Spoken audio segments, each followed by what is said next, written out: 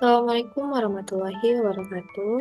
Salam sejahtera untuk kita semua. Perkenalkan, nama saya Adinda Nur Latifah, NIM 210421005, Departemen Ilmu Administrasi Negara, Fakultas Ilmu Sosial, Universitas Negeri Padang.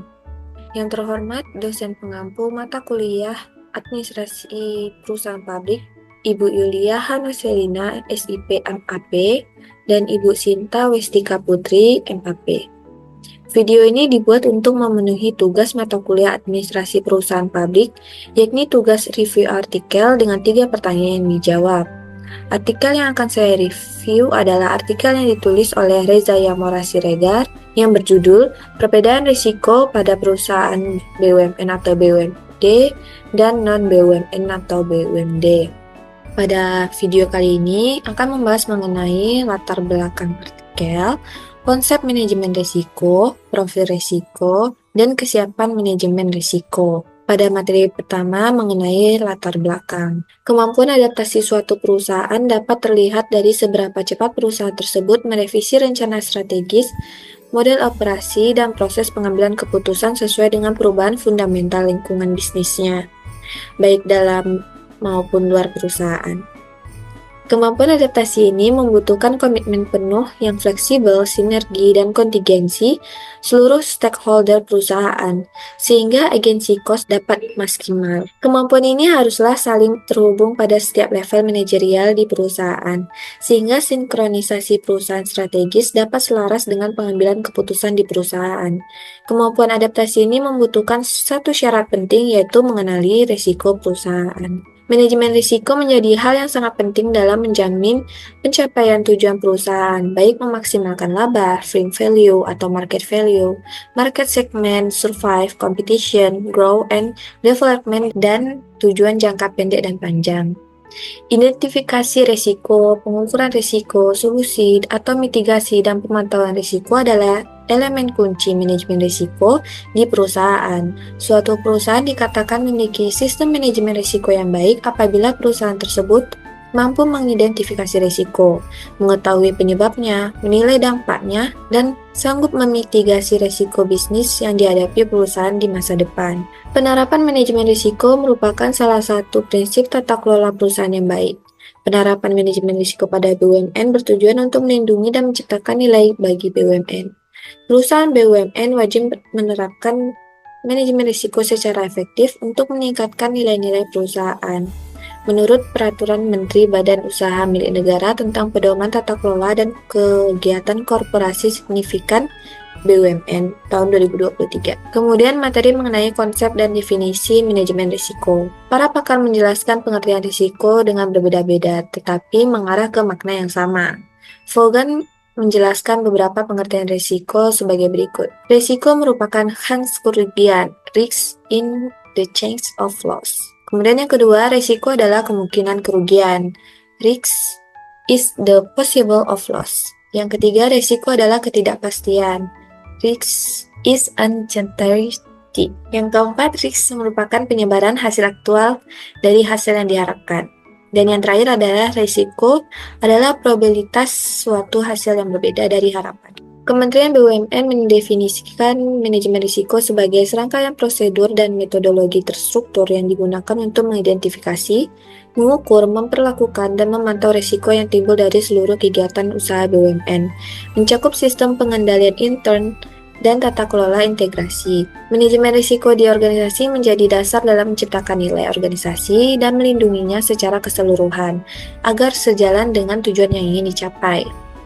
Mencegah terjadinya kemungkinan yang berpotensi menghambat kegiatan operasional menjadi suatu kewajiban manajemen risiko di suatu organisasi. Manajemen risiko terintegrasi dan berkelanjutan mendorong organisasi untuk mampu mengambil keputusan yang tepat dalam mencapai tujuan objektif. Kemudian teori yang ketiga mengenai profil risiko. Profil risiko ini memiliki 5 isu. Yang pertama, isu geopolitik.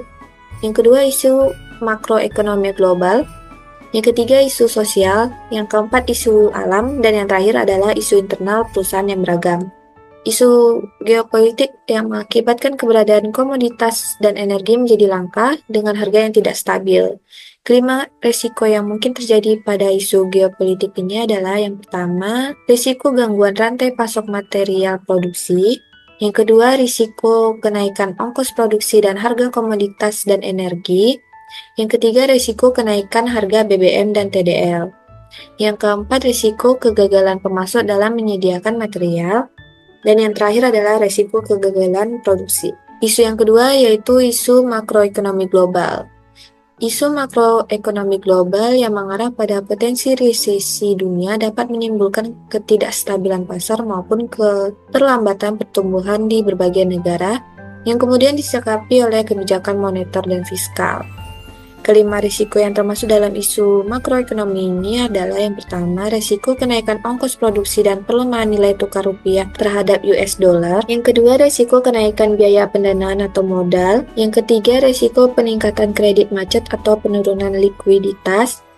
Yang keempat, risiko kesulitan untuk mengakses pinjaman atau permodalan tambahan. Dan yang terakhir adalah risiko penurunan daya beli masyarakat atau pasar. Isu yang ketiga adalah isu sosial. Pada isu ini dikerucutkan pada polarisasi ideologi yang menyebabkan tergerusnya kerukunan antar masyarakat serta terpuruk oleh krisis kepercayaan akibat informasi keliru yang beredar, maupun kesulitan untuk mengakses informasi yang valid. Risiko yang ada pada isu ini adalah yang pertama, risiko disrupsi operasional dari demonstrasi massa atau kerusuhan. Yang kedua, risiko perubahan kebijakan pemerintah pusat dan daerah yang tidak populis. Yang ketiga, tidak kondusifnya tempat bekerja. Yang keempat, risiko tidak kondusifnya iklim berusaha atau kegagalan atau hambatan untuk investasi. Dan yang terakhir adalah risiko terorisme pada tempat kerja atau daerah operasional.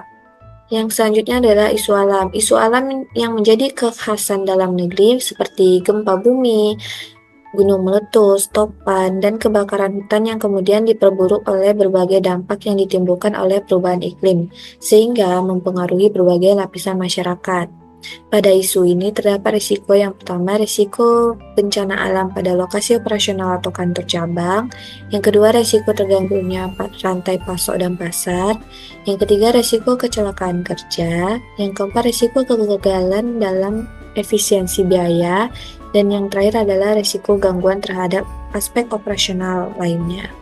Isu internal perusahaan yang beragam mulai dari bekerja secara hybrid, keterbatasan talent, serangan cyber, hingga pada tantangan yang menerapkan ESG atau mendukung keuangan berkelanjutan sustainable finance. Isu internal ini dipecah menjadi 5 risiko, yakni risiko keamanan data dan informasi atau kejahatan cyber lainnya, risiko kesulitan mendapatkan tenaga kerja yang dibutuhkan, kemudian risiko peningkatan pencurian atau korupsi, kemudian risiko peningkatan tuntutan hukum, dan yang terakhir adalah risiko tidak efektifnya penerapan ESG atau Sustainable Finance. Meskipun risiko keamanan data dan informasi atau kejahatan cyber lainnya menjadi risiko yang dianggap paling mungkin terjadi di perusahaan BUMN atau BUMD, tetapi presentasi responden dari non-BUMN atau BUMD lebih banyak merasa bahwa risiko ini sangat mungkin terjadi pada presentasi responden BUMN atau BUMD dengan pernyataan yang sama.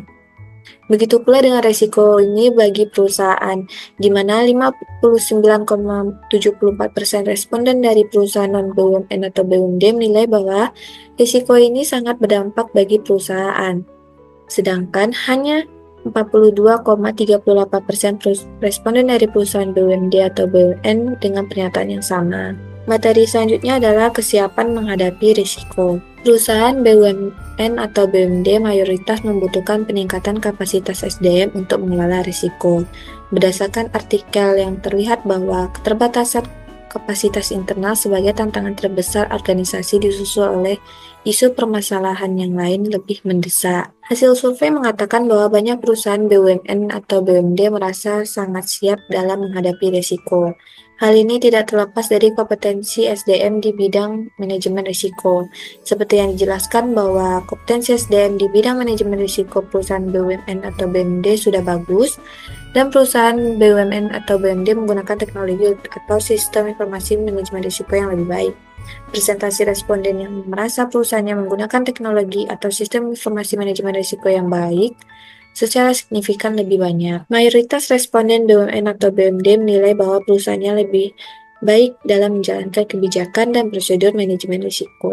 Dalam menghadapi resiko, BUMN dan BUMD dapat melakukan beberapa langkah seperti yang pertama, transparan dan akuntabel. Semua proses mulai dari perencanaan hingga pelaksanaan harus dilakukan secara terbuka dan dapat dipertanggungjawabkan. Yang kedua, pengendalian internal yang kuat. BUMN dan BUMD harus memiliki sistem pengawasan dan pengendalian internal yang kuat. Yang ketiga, pengawasan eksternal. Optimalisasi pengawasan eksternal dari lembaga independen dapat membantu kinerja BUMN dan BUMD sesuai harapan. Selanjutnya yang keempat, inovasi dan strategi bisnis. Direksi BUMN atau BUMD berkewajiban untuk menciptakan inovasi dan strategi bisnis agar dapat bersaing dengan perusahaan swasta. Dan yang terakhir adalah perlindungan hukum yang seimbang diharapkan dapat mewujudkan keadilan. Baiklah, itulah penyampaian materi dari saya. Kemudian ada 3 pertanyaan yang akan saya jawab. Yang pertama adalah, apa perbedaan utama dalam profil risiko antara perusahaan BUMN atau BUMD dan non-BUMN atau BUMD? Jawabannya adalah perusahaan BUMN atau BUMD cenderung menghadapi risiko yang berkaitan dengan gangguan rantai pasok dan bencana alam di lokasi operasional sebagai risiko yang paling mungkin banyak terjadi dan berdampak besar. Sementara itu, perusahaan non-BUMN atau BUMD lebih khawatir tentang risiko kegagalan dalam efisiensi biaya yang mereka anggap sebagai risiko paling signifikan. Selanjutnya pertanyaan kedua, bagaimana kesiapan perusahaan BUMN atau BUMD dibandingkan dengan BUMN dan BUMD dalam menghadapi risiko? Survei menunjukkan bahwa perusahaan BUMN atau BUMD umumnya lebih siap menghadapi risiko dibanding dengan non-BUMN atau BUMD. Hal ini disebabkan oleh kompetensi sumber daya manusia dalam manajemen risiko serta sistem informasi manajemen risiko yang lebih baik.